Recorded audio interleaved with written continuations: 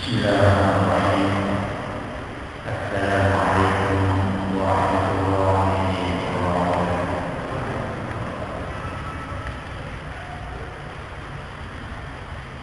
Innal hamdalillah nahmaduhu wa nasta'inuhu wa nastaghfiruh wa na'udzu billahi min shururi anfusina wa min sayyiati a'malina. من يهده الله فلا مضل له ومن يضلل فلا هادي له واشهد ان لا اله الا الله وحده لا شريك له واشهد ان محمدا عبده ورسوله يا ايها الذين امنوا اتقوا الله حق تقاته ولا تموتن إلا وأنتم مسلمون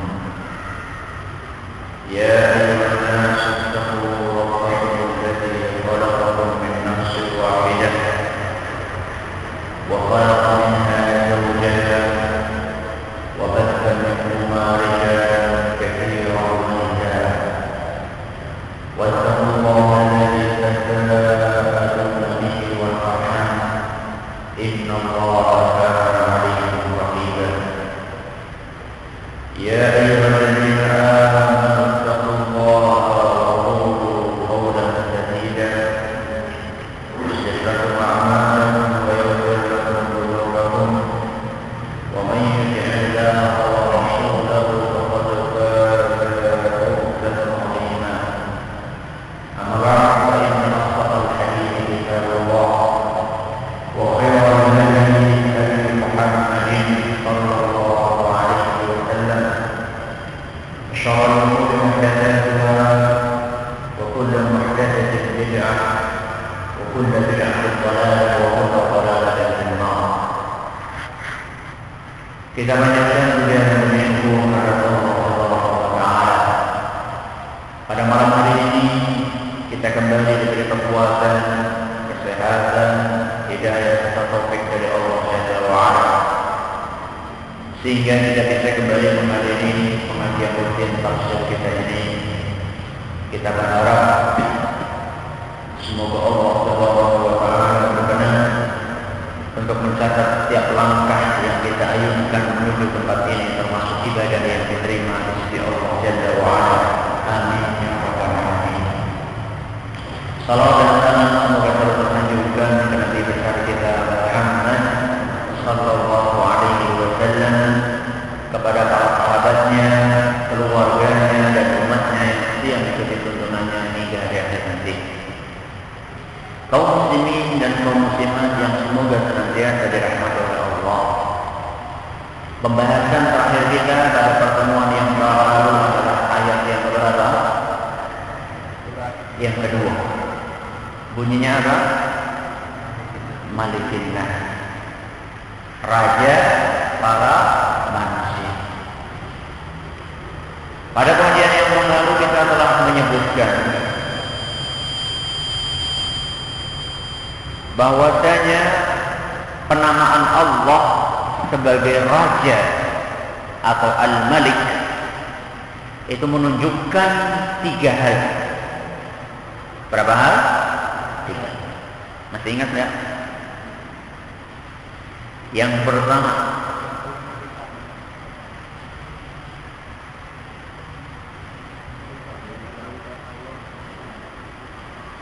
menunjukkan bahwasanya Allah memiliki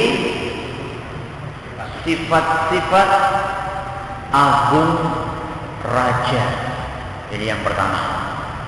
Dan kemarin kita sudah sedikit jelaskan apa saja sifat-sifat agung raja, mulai dari kesempurnaan dalam kekuatan, kemuliaan, kemampuan, pengetahuan, kebijaksanaan, dan seterusnya.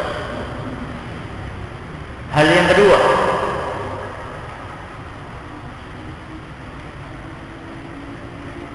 ya, seluruh makhluk adalah merupakan apa? Hamba Allah Jalla wa'ala. bagus. Itu menunjukkan bahwasannya kita membutuhkan siapa? Allah. Dan Allah tidak butuh sama kita. Yang ketiga,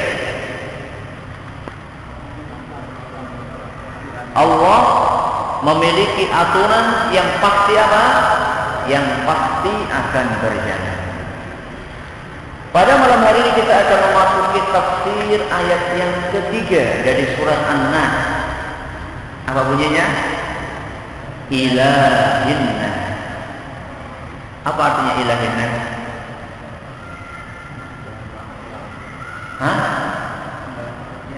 Sesembahan para manusia. Ilah artinya kesembahan ya. Makna dari ilahinna artinya adalah Allah merupakan sesembahan yang hak bagi para manusia.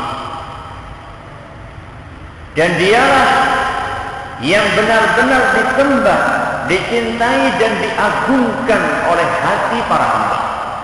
Ini makna dari ilahinna. Di sini kita diperintahkan untuk memohon perlindungan kepada sesembahan para manusia. Jadi ilah di sini terjemahan yang pas adalah apa? Sesembahan. Dan kita perlu mengetahui makna ini dengan benar. Karena ilah memiliki hubungan dengan kalimat thayyibah. Apa itu? La ilaha illallah. Jadi manakala kita memahami kata ilah yang ada dalam ayat yang ketiga dari surat An-Nas, ilahinna, maka kita pun akan memahami dengan baik arti dari apa? La ilaha illallah. Masih terngiang-ngiang di telinga kita apa yang disampaikan oleh Pak Guru kita dulu ketika kita masih sekolah. Saat itu kita diajari bahwasannya arti dari la ilaha illallah adalah apa? Tidak ada Tuhan selain Allah. Dan saya yakin penafsiran yang diajarkan tersebut membekas di dalam jiwa kita. Karena kita mempelajarinya ketika masih kecil. Dan yang namanya anak kecil dimasukkan apa saja itu akan apa? Akan nempel kuat. Makanya anak-anak kerja sekarang hafal apa? Nyanyian. Cepet banget hafal. Ketika lagi boomingnya tak gendongnya Mbah Surip, anak-anak TK itu sudah hafal. Sekali dengarkan langsung hafal. Makanya jadi pertanyaan buat kita, wahai bapak-bapak dan ibu-ibu, apa yang kita perdengarkan di telinga anak-anak kita? Hah? Apa yang diperdengarkan di rumah? Quran? Apa dangdut? Hah? Jadi apa yang dipelajari oleh anak-anak kecil, apa yang didengarkan oleh anak kecil itu sangat membekas. Kenapa? Karena masih kosong otak kita. Gak kayak kita. Yang sudah kebanyakan apa? Pikiran. Ngaji boleh beri kelalen, baik. Kenapa? Karena di otak kita pikirannya apa? Utang.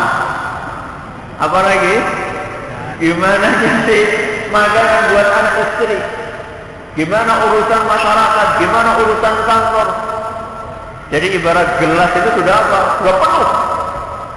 Kalau anak kecil kebalikannya kosong, dimasukkan apa saja masuk. Makanya penafsiran yang diajarkan oleh guru agama kita dulu, la ilaha illallah, tidak ada Tuhan selain Allah, itu sangat membekas. Karena kita pelajari dulu saat kita kecil.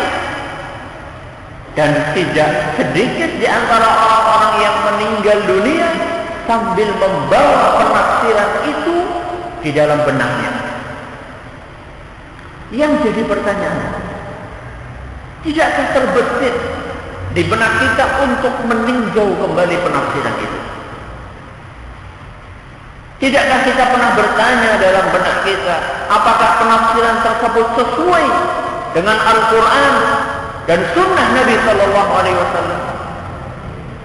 Apakah penafsiran itu merupakan penafsiran yang diajarkan oleh para ulama kita terdahulu? Dan apakah penafsiran tidak ada Tuhan selain Allah itu sesuai dengan kaidah bahasa Arab? Kenapa kita perlu bertanya seperti itu? Karena kenyataannya, manakala kita akan berurusan dengan sesuatu yang bersifat duniawi, kita akan sangat hati-hati. Dia enggak mau beli motor, mau beli rumah, mau berobat, bahkan para ibu-ibu yang mau beli pelembab wajah, dia akan sangat hati-hati dalam memilih dan memilah. Bahkan mungkin ada yang sempat untuk istikharah terlebih dahulu.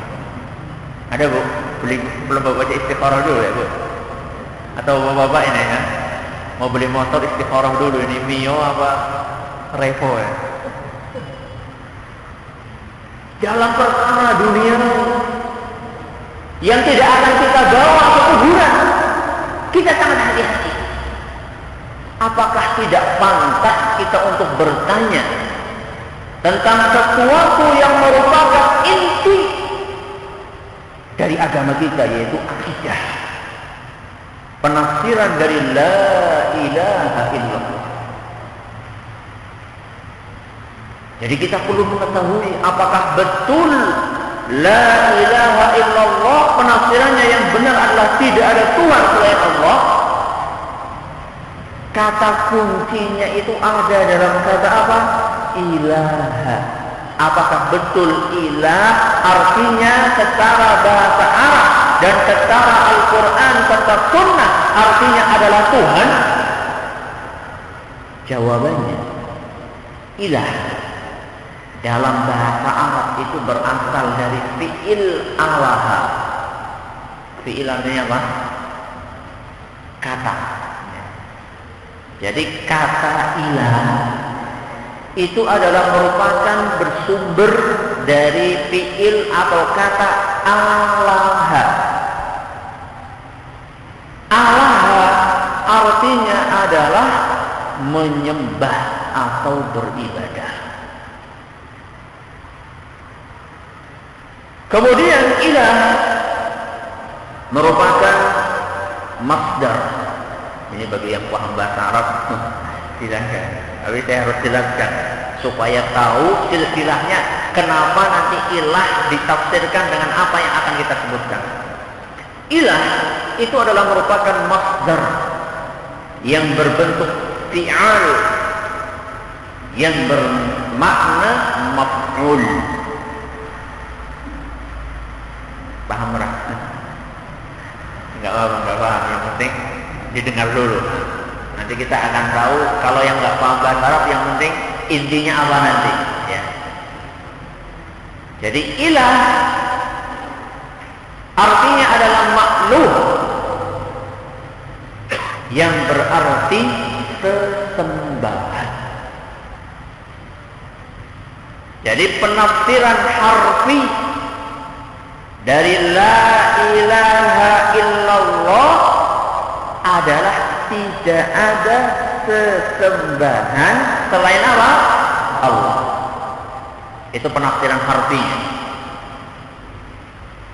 Jadi yang benar bukan tidak ada Tuhan selain Allah, tapi tidak ada sesembahan selain Allah.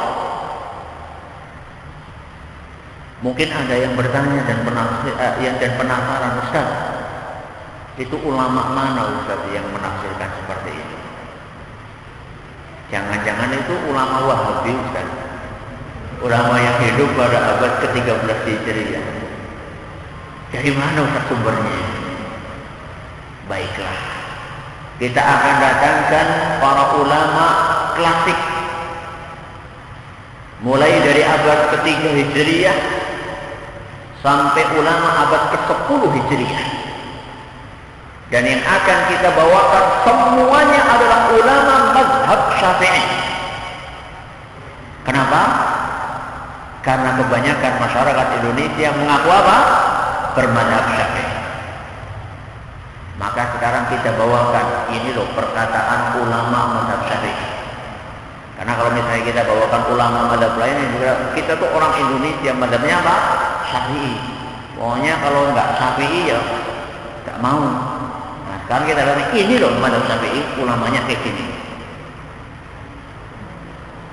Di antara ulama mazhab Syafi'i yang menafsirkan kata ilah dengan sesembahan adalah seorang ulama besar ahli bahasa terkemuka yang bernama Imam Al-Azhari.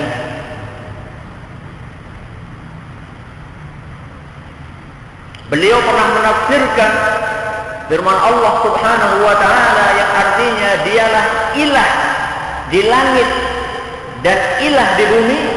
Beliau menafsirkan ayat ini ay ma'budun la na'budu rabban siwahu. Arti ilah kata beliau adalah sesembahan yang kita tidak menyembah Rabb selain Dia. Siapa lagi Ustaz? Ulama yang lainnya adalah Imam Al-Baghawi.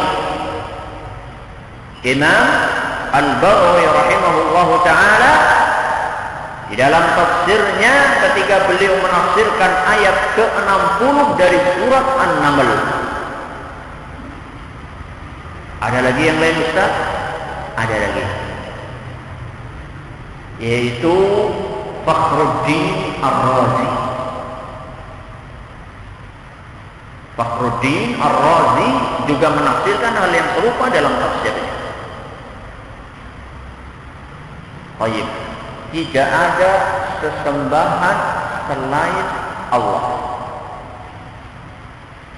Tapi Ustaz, kita sering mendengar ada ditambah kalimat apa? Tidak ada sesembahan yang berhak untuk disembah selain Allah. Itu apa benar Ustaz ada tambahan seperti itu? Jadi secara artinya tidak ada sesembahan selain Allah. Tapi kok ada yang nambahin Ustaz? Tidak ada sesembahan ditambah apa tadi? Yang berhak untuk disembah selain Allah. Apa betul ada tambahan seperti itu dan apa gunanya tambahan seperti itu? Dan siapa yang menambah dengan tambahan seperti itu? Jawabannya betul. Tambahan itu penting untuk kita tambahkan. Kenapa? Karena kalau misalnya kita katakan tidak ada sesembahan selain Allah, orang akan protes. Dan dia akan berkata, enggak benar Ustaz kalimat tersebut. Karena nyatanya ada enggak sesembahan selain Allah? Ada enggak? Bukan hanya ada, apa? Banyak. Jadi kalau misalnya kita katakan tidak ada sesembahan selain Allah, itu enggak sesuai dengan realita. Realita dan kenyataan yang kita lihat di masyarakat, banyak sesembahan selain Allah. Jadi kalau misalnya kita katakan tidak ada sesembahan selain Allah, itu enggak pas, enggak sesuai dengan realita. Karena banyak sesembahan selain Allah. Mulai dari yang makhluk mati sampai yang makhluk apa? Hidup, mulai dari benda mati sampai benda hidup. Semuanya ada. Benda mati banyak, ada patung. Ada apa lagi?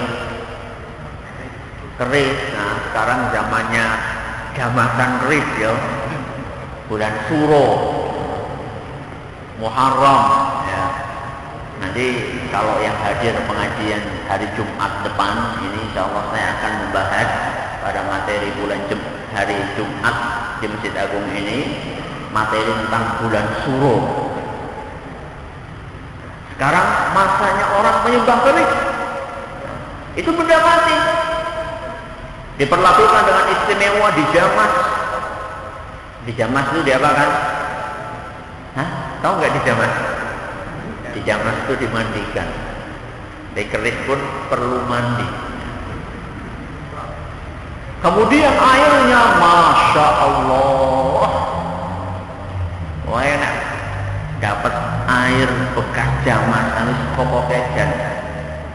selamat dunia akhirat ya. Pokoknya itu obat segala penyakit itu. Kalau dapat airnya itu buat ngobati kanker oke. Gatal-gatal oke, eksim oke, apalagi semua penyakit oke. Kalau mau ngobati pakai bekas zaman. Mulai dari benda mati sampai yang hidup banyak. Mereka yang menyembah-nyembah para wali, yang hidup dan yang meninggal banyak. Itu. Jadi kalau misalnya kita katakan tidak ada sesembahan selain Allah, ini keliru karena tidak sesuai dengan apa? Realita yang ada. Kenyataan yang ada di lapangan membuktikan bahwasannya sesembahan selain Allah banyak. Jadi supaya sesuai dengan realita, itu bagaimana Ustaz? Kita tambahkan tidak ada sesembahan yang berhak untuk disembah selain apa? Allah. Nah, kalau ini baru benar. Sesembahan-sesembahan yang ada selain Allah, mereka tidak berhak untuk disembah. Yang berhak untuk disembah hanyalah siapa? Hanyalah Allah Jalla wa Ala. Timbul pertanyaan, itu tambahan itu siapa yang nambahin? Ustaz sendiri amat ada ulama yang nambah? Jawabannya ada, Mas. Dan ulama tersebut adalah ulama mazhab Syafi'i, yaitu Imam Al-Baydawi rahimahullah.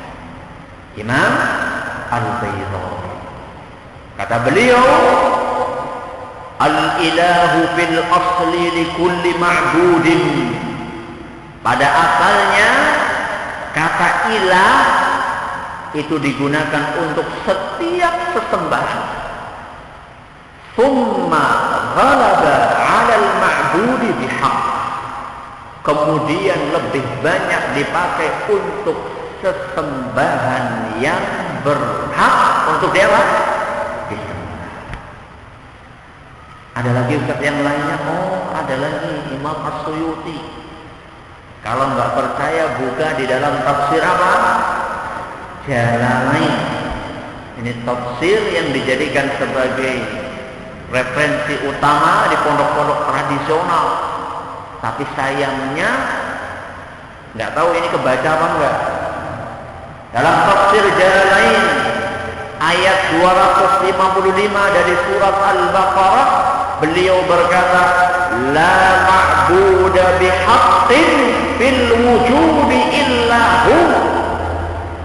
Yang artinya tidak ada sesembahan yang berhak untuk disembah di alam semesta selain Dia, yaitu siapa? Allah Subhanahu. Ada lagi Ustaz? Ada. Silakan baca apa yang disampaikan oleh Imam Asy-Syarbini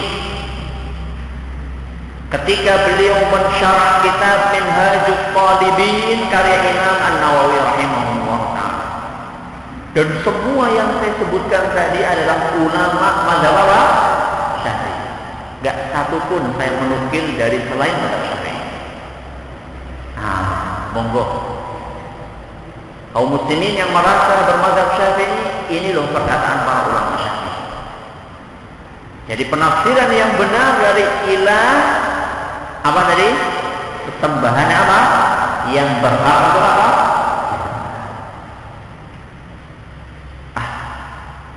Kenapa sih membesar-besarkan permasalahan? Lowong cuma menafsirkan satu kata saja kok sampai mendatangkan ulama-ulama dari dulu sampai sekarang. Buat apa kita? Masalah remeh kok. Cuma menafsirkan apa? Satu kata. Gimana kalau ada yang ngomong kayak gitu gimana? Nah, gimana jawaban antum ini? Antum ini mau pulang ke rumah ini.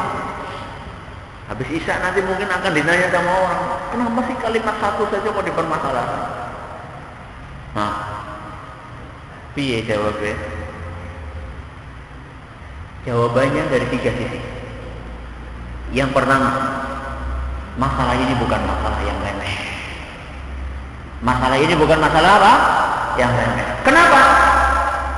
Karena masalah ini berkaitan dengan penafsiran kalimat mulia yang merupakan kunci masuk Islam. Apa itu?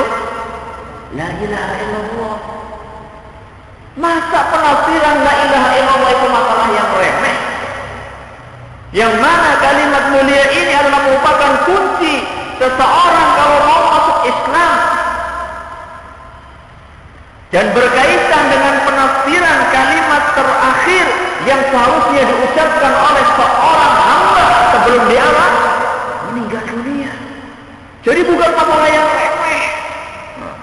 Ini adalah masalah yang besar karena hubungannya dengan kunci masuk Islam dan kalimat yang terakhir yang seharusnya diucapkan oleh seorang hamba ketika dia akan meninggalkan dunia yang fana ini. Ini jawaban yang pertama. Jawaban yang kedua.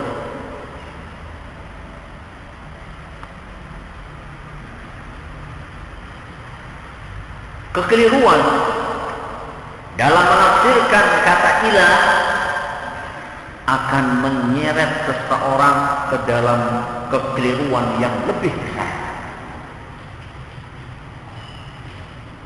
Bahkan bukan hanya kekeliruan, namun dosa yang tidak diampuni oleh Allah, yaitu dosa apa?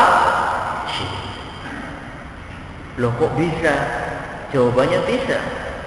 Kenapa? Karena seandainya seseorang meyakini bahwasannya arti dari ilah itu adalah Tuhan, dia bisa mengatakan, wah, saya ini sudah meyakini bahwasanya tidak ada Tuhan selain Allah. Saya sudah yakin itu, tidak ada Tuhan selain Allah. Cuma saya itu butuh perantara yang bukan Tuhan antara saya dengan siapa? Dengan Allah. Karena saya ini banyak dosanya dan saya ini gak pantas kalau langsung berhubungan dengan Allah. Saya butuh perantara antara saya dengan siapa? Dengan sopo perantaranya. Nah, perantaranya malaikat, nabi, wali, dan lain sebagainya. Akhirnya mereka menyembah makhluk-makhluk tadi dengan asumsi bahwasanya mereka bukanlah apa?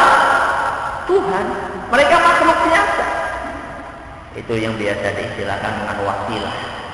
Tapi wasilah yang keliru. Jadi kalau misalnya kita ini makhluk yang banyak dosanya, jadi nggak pantas kita kalau misalnya langsung berhubungan dengan Allah. Saya itu butuh makhluk-makhluk mulia yang mendekatkan saya dengan Allah Jalla wa'ala. Siapa itu? Ya para nabi, ya para wali, ya para malaikat. Itulah perantara antara saya dengan Allah Subhanahu wa ta'ala. Loh mas, jenengan itu berarti telah berbuat syirik itu namanya. Loh, saya itu sudah meyakini tidak ada Tuhan selain Allah. Jadi karena sumber kekeliruannya itu karena apa? Karena keliru menafsirkan apa? La ilaha illallah. Menurut dia arti la ilaha illallah tidak ada Tuhan selain Allah, dan itu sudah dia yakini cukup buat dia. Jadi kalau misalnya saya sudah meyakini tidak ada Tuhan selain Allah, sudah cukup. Bahwa saya itu nanti mau mencari perantara-perantara selain Allah, mereka kan bukan Tuhan, nggak masalah. Jadi kekeliruan dalam memahami ilah dalam kalimat la ilaha illallah akan menyeret kepada penyimpangan yang lebih besar, yang lebih parah sampai taraf perbuatan syirik. Tapi kalau misalnya orang yang meyakini bahwasanya la ilaha illallah artinya adalah tidak ada kesembahan yang hak atau yang berhak untuk disembah selain Allah, maka dia tidak akan mempersembahkan ibadah sedikit apapun kepada selain Allah, siapapun dia. Entah dia Tuhan, entah dia apa? Selain Tuhan. Pokoknya yang penting yang namanya ibadah itu adalah hak mutlak miliknya siapa? Allah Subhanahu wa ta'ala. Jadi entah dia itu jin, entah dia itu benda mati, entah dia itu wali, pokoknya kalau disembah berarti ini sesembahan. Dan itu bertolak belakang dengan kalimat yang mulia apa? La ilaha illallah. Itu faedahnya. Kalau orang itu benar dalam memahami kata apa? La ilaha illallah. Jawaban yang ketiga. Penafsiran tadi adalah penafsiran yang diridhoi oleh para ulama besar dari kalangan salafus saleh. Dan tentunya lebih pintar siapa? Kita apa mereka? Hah? Lebih pintar siapa? Hah? Ada yang berani ngomong kita? Kalau ada yang berani ngomong kita, kebangetan. Karena kita itu kalau dibandingkan dengan mereka mungkin sekukunya aja nggak ada. Ilmu kita nggak ada apa-apanya. Ibadah kita nggak ada apa-apanya. Warak kita, kehati-hatian kita nggak ada apa-apanya. Apa yang mau kita banggakan? Bahasa Arab kita juga nggak ada apa-apanya. Ada apa? Ada di sini yang bahasa Arabnya lebih canggih daripada ulama salaf? Oh, fi'il aja mungkin belum, baru dengar sekali ini, atau masdar baru dengar sekali ini. Mau dihadapkan dengan para ulama terdahulu yang mereka jelas-jelas keilmuannya jauh lebih tinggi, dan bukan hanya keilmuan, ketakwaan mereka jauh di atas kita. Dan ketakwaan seseorang itu mempengaruhi kejernihan ilmu yang dia miliki. Makanya kita dapatkan para ulama kita terdahulu, mereka itu selalu sejajar antara ibadah dengan apa? Dengan mencari ilmu. Para ulama dulu sekali berimam Ahmad dan yang lainnya Imam Syafi'i, mereka adalah orang-orang yang tekun dalam beribadah, makanya ilmu mereka jernih. Pernah suatu ketika Imam Syafi'i mengadu kepada gurunya Waqi', kata beliau, syakautu ila Waqi'in su'a hifzi فأرشدني إلى ترك المعاصي فأخبرني بأن العلم نور ونور الله لا يهدى للعاصي. Kata Imam Syafi'i, suatu ketika saya pernah mengadu kepada guru saya yang bernama Waqi'. Apa katanya? Wahai Waqi', saya kok hafalannya susah. Susah apa? Ngapal. Siapa yang ngadu? Imam Syafi'i. Masya Allah, Imam Syafi'i itu susah ngapal, apalagi kalau kita kayak gini. Imam Syafi'i itu kalau baca buku ya, kalau baca kayak gini nih, yang ini ditutupi. Mau baca halaman segini, yang ini ditutupi. Kenapa? Khawatir terlihat. Kalau terlihat, khawatir nempel dulu sebelumnya ini. Jadi cuma ngelihat sekejap mata itu langsung apa? Kayak foto lah, kepret gitu. Makanya kalau baca digini kan, tutupi satu halamannya. Dia pengen baca ini dulu, nanti kalau kelihatan yang ini, nanti ini dahului yang halaman sebelumnya.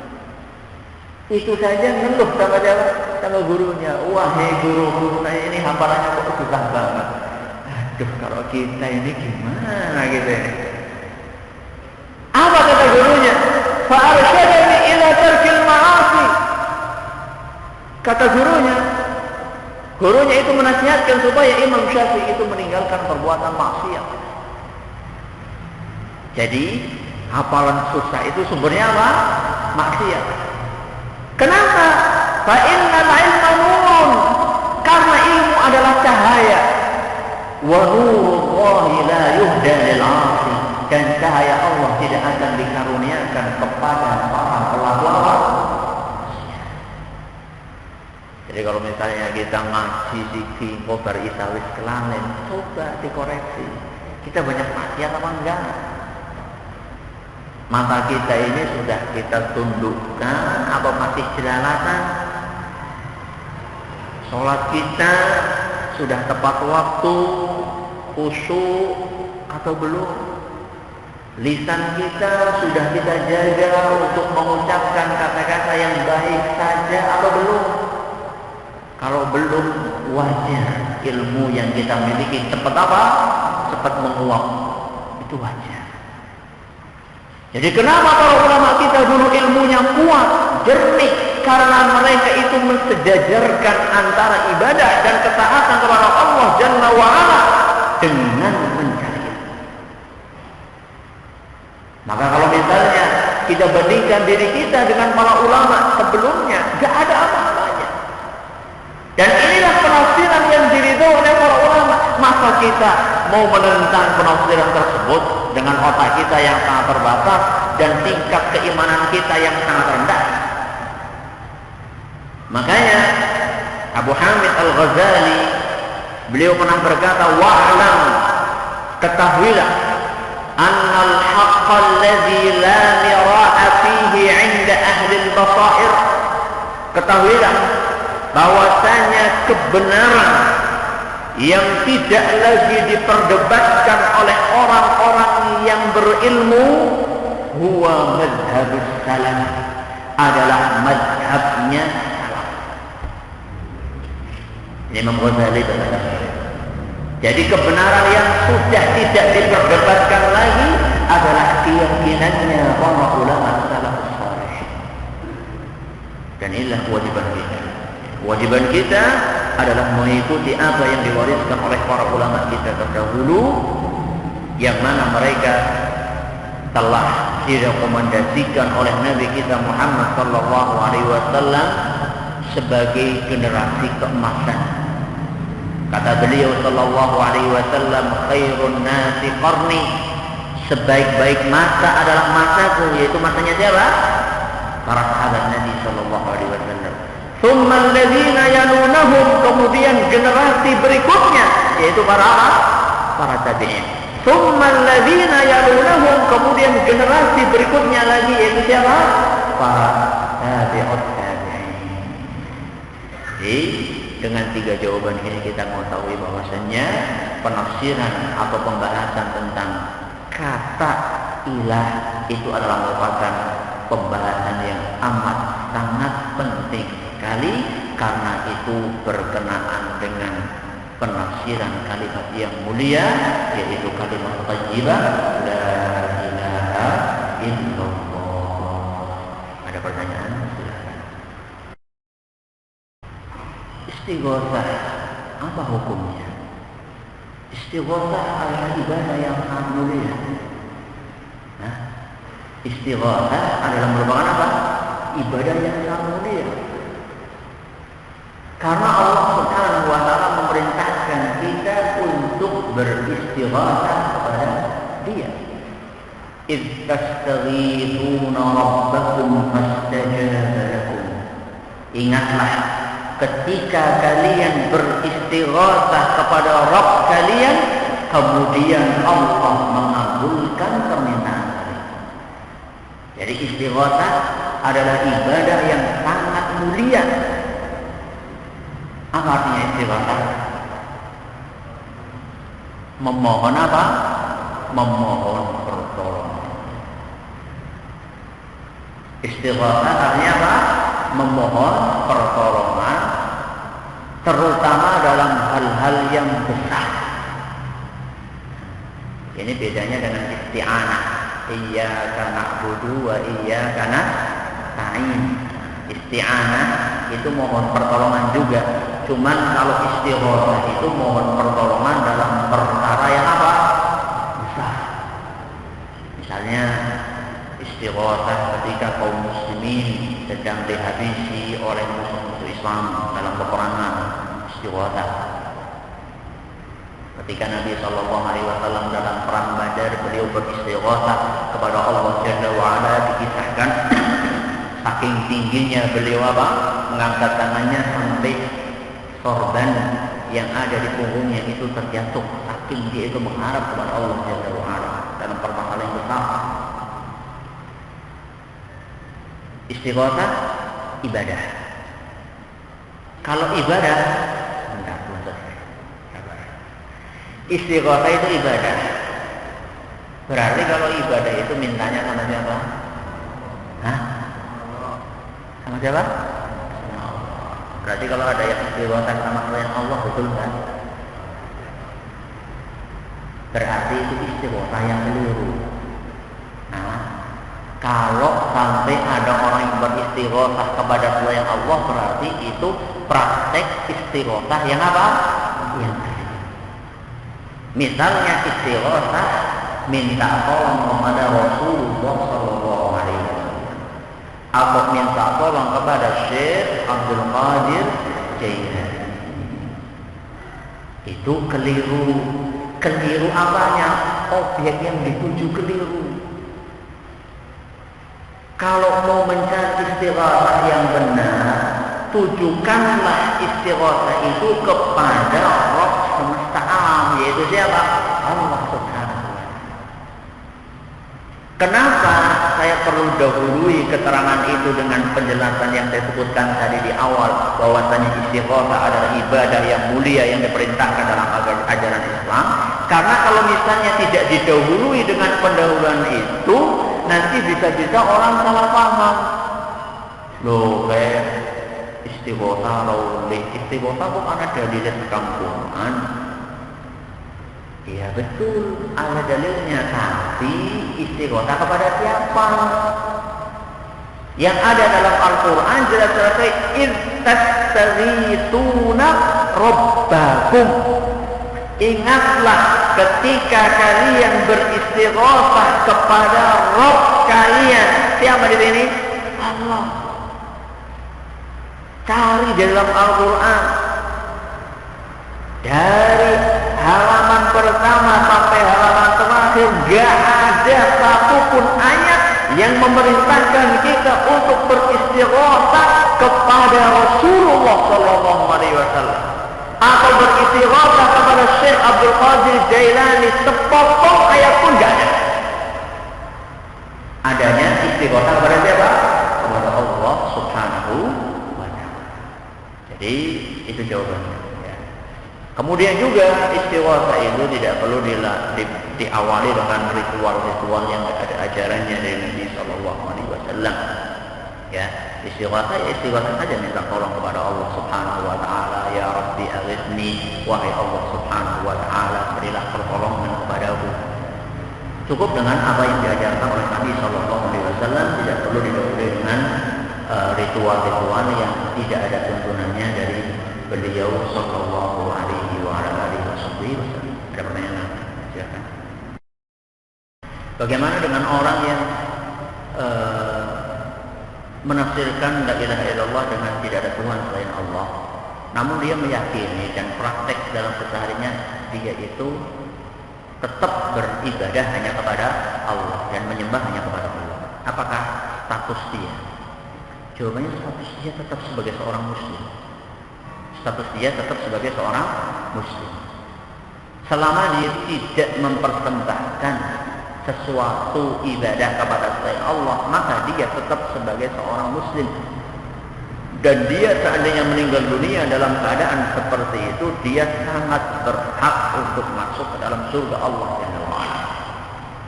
Makanya tadi kan saya cuma mengatakan kekeliruan dalam menafsirkan itu adalah merupakan bentuk kekeliruan yang akan menyeret kepada kekeliruan yang lebih besar, yaitu perbuatan syirik. Jadi saya tidak mengatakan orang yang menafsirkan seperti itu otomatis dia berbuat syirik, tidak.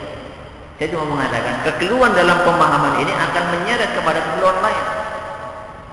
Tapi bukan berarti ketika saya katakan seperti ini kekeliruan yang ringan, tidak. Apalagi seandainya dia sudah tahu. Kalau tadi kebanyakan orang tidak tahu. Mungkin yang dengar seperti ini kan baru sekarang ya. Banyak di antara yang hadir di sini mungkin baru dengar bahwasanya tidak ada Tuhan selain Allah. Penafian itu sebenarnya itu kurang pas. Mungkin banyak yang baru dengar. Itu padahal yang ngaji. Kalau yang nggak ngaji gimana?